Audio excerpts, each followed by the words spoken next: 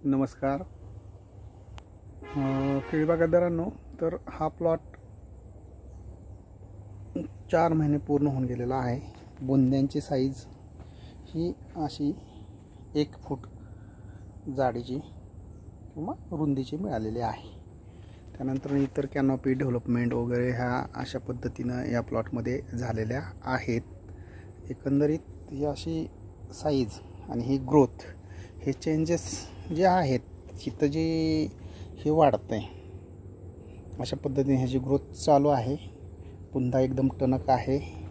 सगळ्यात महत्त्वाचं तर या पद्धतीनं जर आपण बागेचं व्यवस्थापन केलं तर चांगल्या पद्धतीनं आपल्या बागेमध्ये वेल होऊ शकते. आणि ही अशी साईज आहे 1 फूट प्लस, म्हणजे 1 फुटापेक्षा जास्त जाडी बुंद्यांची मिळालेली आहे. 4 महिने आज या बागेचं वय आहे. अशा पद्धतीनं हे चेंजेस आहेत. आणि हे जे मार्गदर्शन करत आहोत आपण, तर ते डमणेर ॲग्रिकल्चर कन्सल्टन्सी मार्फत केलं जात आहे. यामध्ये सगळ्यात महत्त्वाचं ही जी ग्रोथ चेंजेस हे जे झालेले आहेत, हे साधारणपणे फक्त 2 महिन्यामध्ये, म्हणजे कालच्या 20 ऑक्टोबरला या बागेमध्ये आपण काम करताना 2 महिने पूर्ण झालेले आहेत. आणि हे आलेले बदल, मिळालेले रिझल्ट हे तुम्हाला दाखवण्याचा हेतू हा आहे की अशा पद्धतीने जर तुमच्या बागेचं व्यवस्थापन असेल तर बागेमध्ये आपण एकरी 38 ते 40 टनापर्यंत उत्पादन घेऊ शकतो आणि एक्सपोर्ट क्वालिटीचं. आणि आज एक नवीन ट्रेंड केळी पिकामध्ये दिसून येतो की एकरी 2500 झाडं बसवणे वगैरे, त्रिकोणी पद्धतीने बसवणे. त्या झाडांमधून आपल्याला सांगण्याचा या व्हिडिओमधून एक उद्देश आहे की रोपांची संख्या जास्त मिळाली म्हणजे आपली केळी एक्सपोर्ट क्वालिटीचं प्रोडक्शन होत नाही आहे, ते लोकल मार्केटलाच जातं.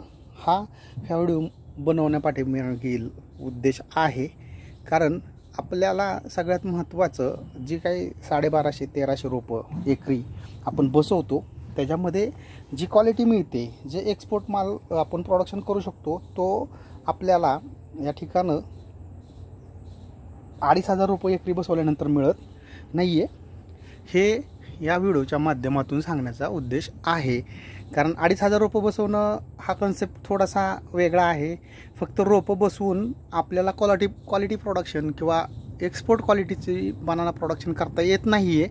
हा सगळ्यात महत्त्वाचा ड्रॉबॅक आहे 2500 रोपं बसवण्यामध्ये. जर लोकलचं मार्केट पाहिलं तर आजच्या कंडिशनला 31 रुपये बॉक्स पॅकिंग, 27 रुपये, 26 रुपये मिळणारा रेट. आणि लोकल मार्केटला जी केळी जाते तर ती 10 रुपये, 8 रुपये किलोनी जाते. मग आपण 2500 रुपये बसवून न्यूट्रिशन मॅनेजमेंट, इतर काही खर्च करतो किंवा बागेचं व्यवस्थापन करताना ज्या काही खर्च करावे लागत आहेत, तर ते खर्च होऊनसुद्धा आपल्याला अपेक्षित उत्पन्न किंवा आर्थिक मोबदला हा योग्य प्रमाणात मिळत नाही.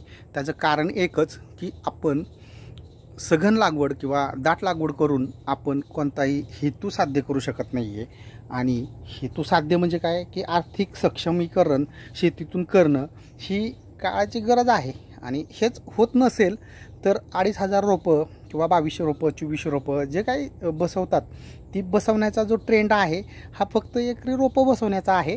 त्यातून जो मेन हेतू किंवा उद्देश आहे की आपला एक्सपोर्ट झाला पाहिजे किंवा एक्सपोर्टला गेला पाहिजे, एक्सपोर्टमध्ये चिलिंग आलं नाही पाहिजे, यावरती जो काही फोकस असावा किंवा जे काम असावं ते होत नसेल तर नगदी पिकामधून आपल्याला आर्थिक मोबदला हा निश्चित कमी मिळतो. तर तो मिळू नये आणि आपल्याला चांगलं उत्पादन मिळावं यासाठी शेतीचं नियोजन किंवा शेतीचं पूर्व नियोजित कामे ही वेळेनुसार व्यवस्थित होणं किंवा करणं ही काळाची गरज बनलेली आहे. आणि ही अशा पद्धतीनं ही ग्रोथ आहे.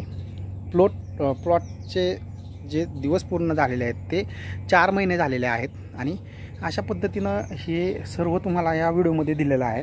ह्या व्हिडिओमध्ये केळी बागेमधील असणाऱ्या समस्या किंवा इतर काही गोष्टी ज्या दिसतात तुम्हाला किंवा दाखविल्या जातात की एकरी 2500 रुपये बसतात, 2200 रुपये बसतात, तर हे केळी उत्पादकासाठी उपयुक्त नाही आहे. कारण की त्यांचा माल त्या बागेतून एक्सपोर्ट होत नाही आहे.